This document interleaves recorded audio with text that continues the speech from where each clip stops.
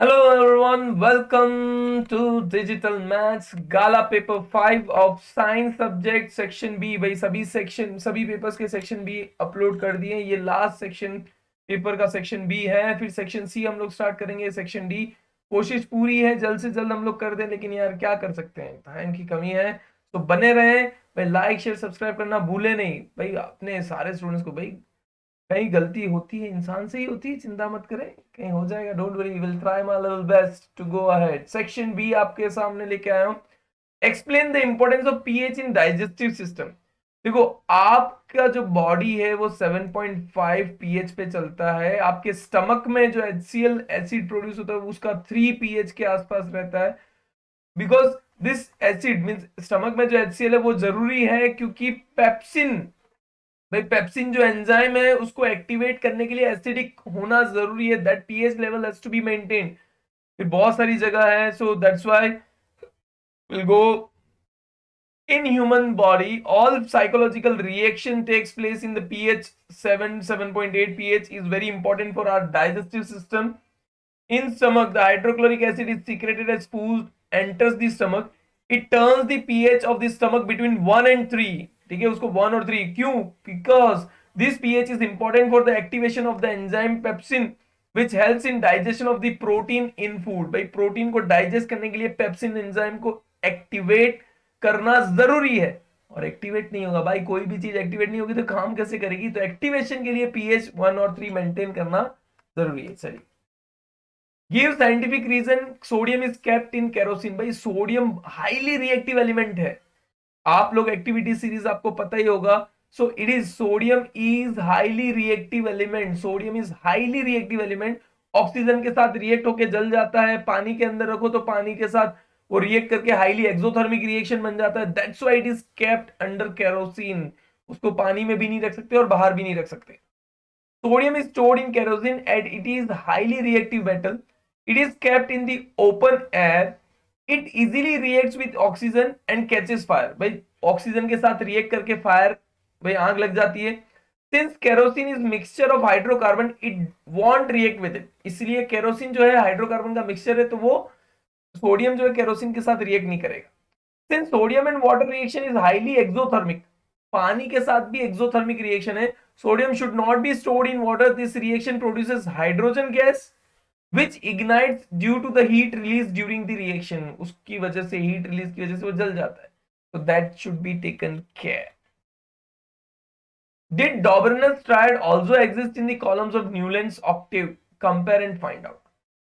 डॉबरनस triad के कोई भी एक बंदा, यस ऑब्वियसली बात है कि अगर हम लोग देखें तो लिथियम, सोडियम एंड पोटेशियम, ये तो वैसे तो हर एक एटॉमिक टेबल में है, तो लेकिन डॉबरनस के ट्रायड के अंदर भी था, न्यूलैंड्स ऑक्टेव में भी था, मेंडलीव में भी था, और मॉडर्न पीरियोडिक टेबल में भी इसी तरह से वो अरेंज्ड है। और yes, they exist in the part, क्योंकि लिथियम का जो एटॉमिक मास होता है दैट इज 7, सोडियम का एटॉमिक मास 23 और पोटेशियम का एटॉमिक मास 39। तो 7 plus 39 that is equal to 46 divide by 2 that is 23। तो डॉबरनस ट्रायड के हिसाब से फर्स्ट और थर्ड पॉइंट का एवरेज करेंगे तो मिडिल टर्म का होना चाहिए एटॉमिक मास, तो दैट इज व्हाई। तो yes, Dobrinus triad also exists in the columns of Newland's octave. For example, the second column of the Newland's classification has the elements lithium, sodium, potassium, which constitute Dobrinus triad। और कैसे Dobrinus triad है, तो आपको बता दिया था कि lithium का 7 और पोटेशियम का हम लोग मान सकते 39, पोटेशियम दैट इज के, और इन दोनों का एडिशन होता है 46 डिवाइड बाय 2 करूंगा दैट इज 23, और वो होता है Na दैट इज सोडियम का। Clear? Next, how could the modern periodic table remove various anomalies of Mendeleev's periodic table. भाई मेंडलीव पीरियोडिक टेबल में 3 एनोमलीज थी, यानी डिसएडवांटेज बोल सकते हैं। हाइड्रोजन की प्लेस फाइनलाइज नहीं हो पा रही थी, आइसोटोप्स के लिए जगह भाई अलग करनी पड़ रही थी, आइसोटोप्स का प्रॉब्लम हो रहा था, and we can say there was a problem regarding, I think isotopes में था, हाइड्रोजन में था, एक और चीज I think I am missing. What was the problem in Mendeleev's periodic table? शायद उसने हायर और एटॉमिक मास के बेस पे, हाँ, दो एटॉमिक मास के बेस पे अरेंज था। अगर एटॉमिक मास के बेस पे अरेंज था तो दो एलिमेंट्स के बीच में और कितने एलिमेंट्स आएंगे वो फाइनलाइज नहीं हो पा रहा था। और ये सारी चीजें प्रॉब्लम मॉडर्न पीरियोडिक टेबल में सॉल्व हो गई थी। In modern periodic table elements are arranged in increasing order of their atomic number. This removes the anomaly regarding the certain pairs of elements in Mendeleev's periodic table which were arranged based on atomic mass। Atomic mass के base पे arrange जो था तो उसके बीच में बहुत सारे elements आ सकते थे, लेकिन अगर एटॉमिक नंबर के बेस पे तो हमें पता है कि इनके बीच में कोई एलिमेंट्स आएगा ही नहीं। That's all. Hydrogen got is place its place got its place according to its atomic number. All isotopes of the same elements have different atomic masses but same atomic number, therefore they are placed in the same position in the modern periodic table. So this was all about कि हाँ वो चीजें हम लोग ने sort out कर दिया था। यहाँ पे याद रखना एटॉमिक मास के बेस पे अरेंज था तो दो एलिमेंट्स के बीच में कितने एलिमेंट्स आएंगे वो स्पेसिफाई नहीं था, but modern periodic table atomic number के बेस पे अरेंज था तो क्लियरली स्पेसिफाई हो गया। What is the benefit of sexual reproduction as compared to asexual reproduction? देखो असेक्सुअल रिप्रोडक्शन जो है सिंगल पेरेंट से होता है तो उसके डीएनए में इतने ज्यादा वेरिएशंस नहीं आते, और वेरिएशंस नहीं आते तो वो एडेप्शन नहीं हो पाएगा, एडेप्शन इज बिट डिफिकल्ट। लेकिन सेक्सुअल मोड ऑफ रिप्रोडक्शन अगर करते हैं तो it comes from two parents, mother and father, clear.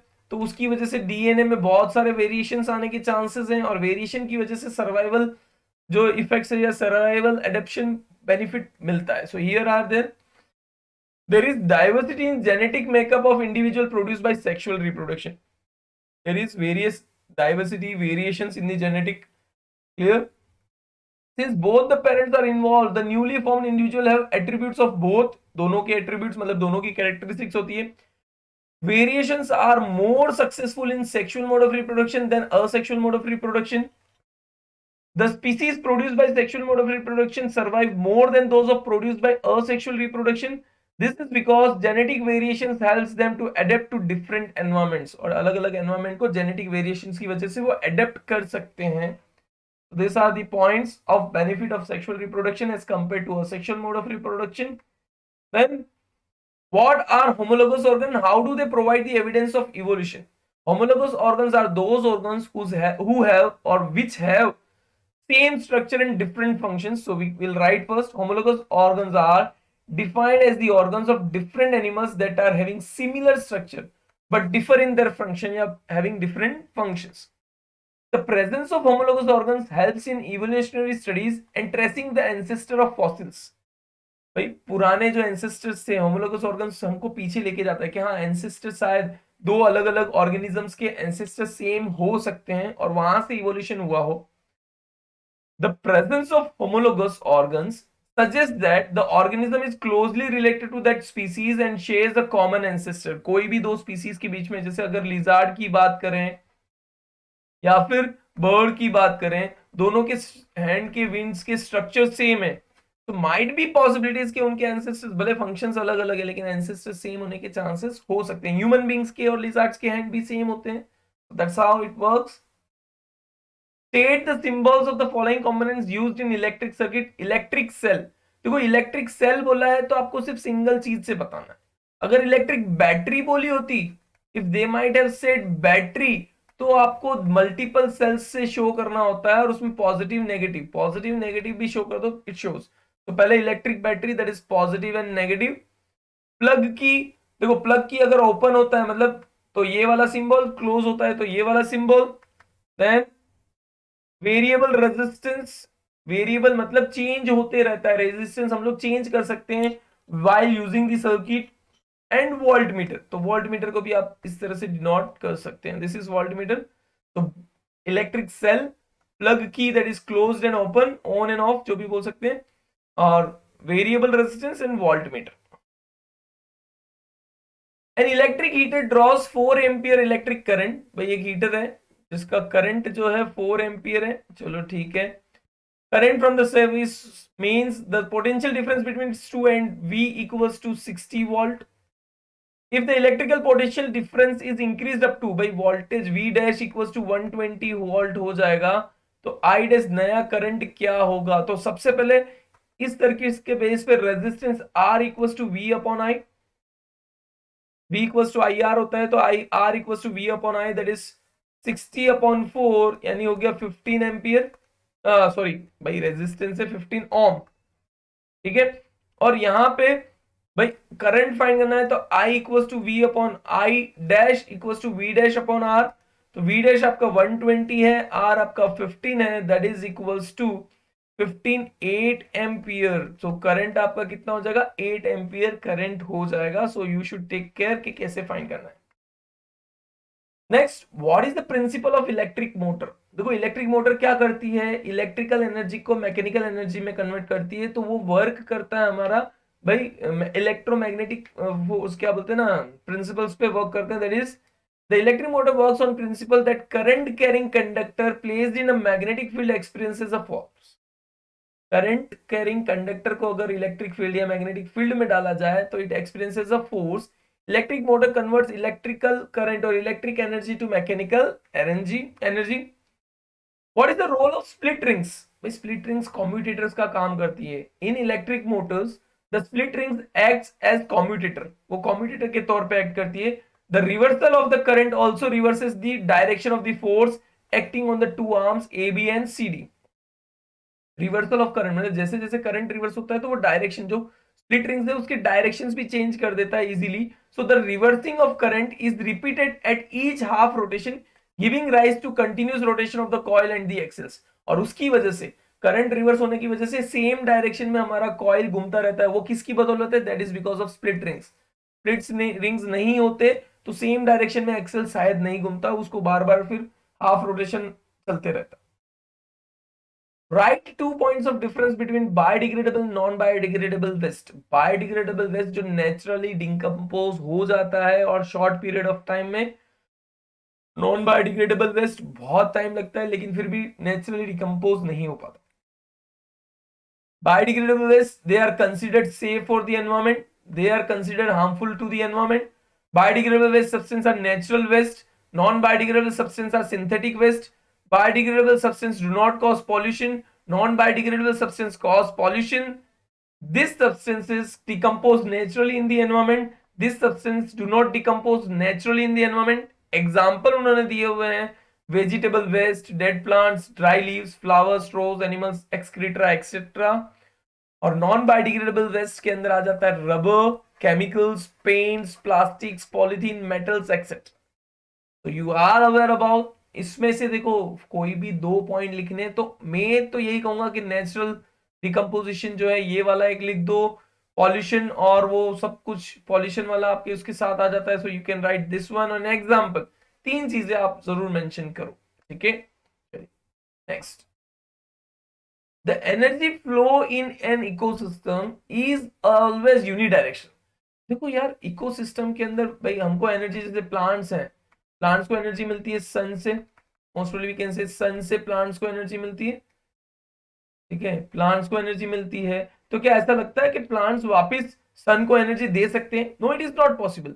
Suppose plants को एनिमल्स खा जा रहे हैं, ठीक है, इफ एनिमल्स आर ईटिंग, तो क्या एनिमल्स वापस प्लांट्स को एनर्जी दे सकते हैं? तो it is not possible, it is only unidirectional. So explain, according to the energy transfer law, only 10% of energy is transferred from one trophic level to the other. एक trophic level, जैसे producer है, producer अपनी 10% energy ही next primary consumer के पास देते हैं, फिर वो 10% सेकेंडरी कंज्यूमर के पास जाता है, तो only 10% is carried out. So the energy that is captured by the producer does not revert back to the sun, and the energy transferred to the herbivores does not come back to the producers. So this is how it goes on. It just keeps on moving to the next tropic level in unidirectional way। वो इसी तरह से एक direction से दूसरी direction पे नहीं, unidirectional ही है, बोथ डायरेक्शन में ट्रैवल नहीं करता। That is why the flow of energy in food chain is always unidirectional, one way. Unidirectional कहो या फिर वन वे कहो, भाई बोलते हैं ना वन वे है ये, मत जाओ घुसो मत अंदर, वो चीज। State the remedies for conservation of forest. Forest को कैसे बचाया जा सकता है? Regulated and plant cutting of trees. भाई अगर ट्री काटते भी हो तो उस मैनर में काटो कि उसके ऑप्शन में नए ट्रीज ग्रो हो रहे हो, या उसको जल्दी, देखो छोटे से बड़ा करने में जितना टाइम लगता है उससे 1 सेकेंड लगता है पूरे को काट देने में। और नया ग्रो करोगे अगर उसी टाइम पे, तो it will take years to grow as long as जितने बड़े फॉरेस्ट। तो आप पहले से ही प्लान करो कि हाँ मैं अब ग्रो कर रहा हूँ, ये ग्रो हो जाएंगे तब तक दूसरे में कटिंग कर सकता हूँ। So that way it should be there. Control over forest fire, forest fire से बचना चाहिए। Reforestation, afforestation, take over forest clearance off for agriculture and residential, भाई रहने के लिए और खेती बाड़ी के लिए फॉरेस्ट को जो कट कर देते हैं उससे बचना चाहिए, ध्यान रखना चाहिए। प्रोटेक्शन ऑफ फॉरेस्ट, भाई 4 पॉइंट्स कोई भी आप मेंशन कर दीजिए, it will be correct. Proper utilization of forest products and forest, state two benefits and two disadvantages for constructing the dam, भाई डैम कंस्ट्रक्ट करने से एडवांटेजेस क्या है, डिसएडवांटेजेस क्या है, दोनों आपको मेंशन करना है। एडवांटेजेस पहले, with the assistance of hydroelectricity or hydroelectric power, electricity is generated at a steady rate, but obvious electricity भाई बहुत सारी जगह डैम्स में प्रोड्यूस होती है, बहुत सारी हर जगह। for the use of another time water is preserved, भाई बाद में बारिश वारिश या किसी तो प्रिजर्व करके रखते हैं।